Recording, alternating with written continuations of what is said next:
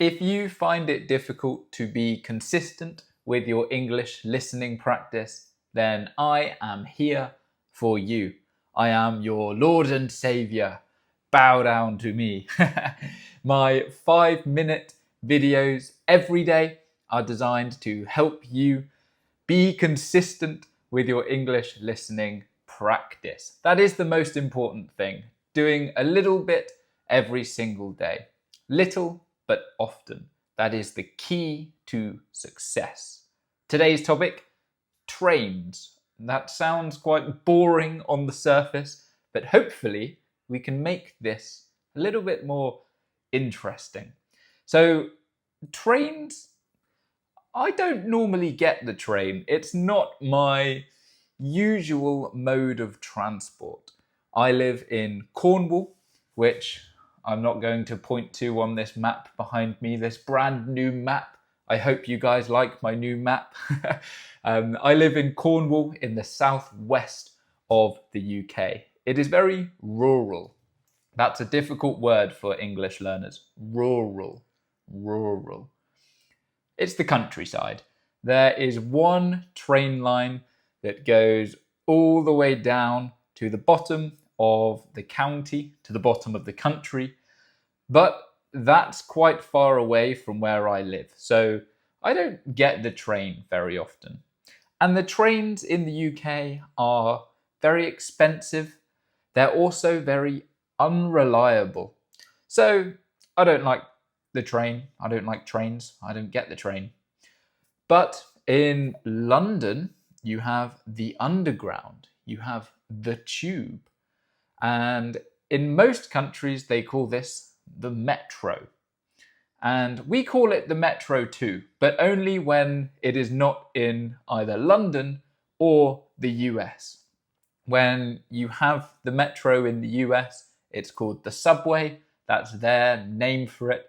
Americans would probably call the metro the subway in any country, but us Brits, we call the metro in London either the tube or the underground, or the London Underground. And then when we go on holiday, let's say to Spain, we'll always call it the metro. That makes it a little bit easier for you guys to remember. Now, I think there is going to be an interesting change with trains over the next, maybe not few years, but definitely in the foreseeable future. So in the near future, the future that we can see in front of us, I think a lot of trains are going to become driverless. So they have no driver. Now I might be mistaken, but I think one of the lines in the tube, one of the tube lines in London is already driverless. It's already automated, I guess. So it is a smaller loop, I believe, and it has no driver. That's pretty cool. Not for train drivers. That means they will be losing their job, which is not ideal, but we're almost arriving at a dystopian future where all of the public transport is automated. If you have ever seen Star Wars, I am thinking of that one planet, I can't remember its name, the one where they do all of the politics and there's flying cars everywhere. I'm imagining a world like that purely from thinking about driverless trains. I know that in Madrid, there is at least one line of their metro that is automated, and I believe they are updating and upgrading even more. So the future of trains is exciting. And trains, when you think about trains all over the world, there are lots and lots of trains, and most countries have trains, but the US, weirdly enough, doesn't really have many trains.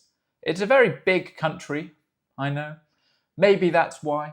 I think they do have 1 or 2 train lines. I'm not a train expert. I'm also not an expert on the US.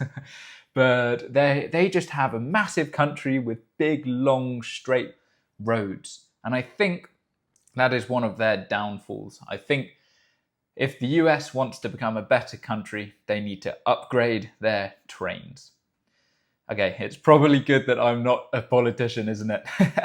That's an exciting future for the world of trains. If you are a train enthusiast, then let me know your thoughts in the comments, and I will see you guys tomorrow.